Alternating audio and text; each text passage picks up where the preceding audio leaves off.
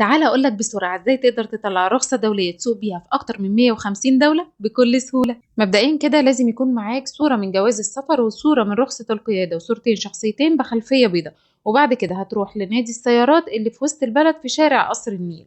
ولو هتروح بعربية ما تقلقش من الركنة، لأن في قدام نادي السيارات باركينج كبير تقدر تركن فيه عربيتك.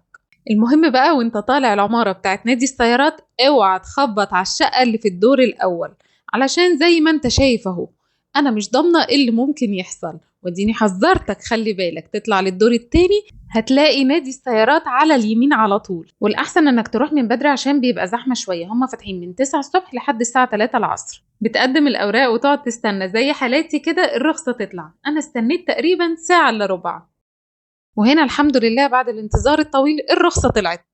سعر استخراج الرخصة 680 جنيه سارية لمدة سنة. وبس كده، لو استفدت من الفيديو ما تنساش تعمل شير عشان غيرك يستفاد، ولايك وفولو علشان تعرفوا هسوق فين بالرخصة دي في السفرية الجاية.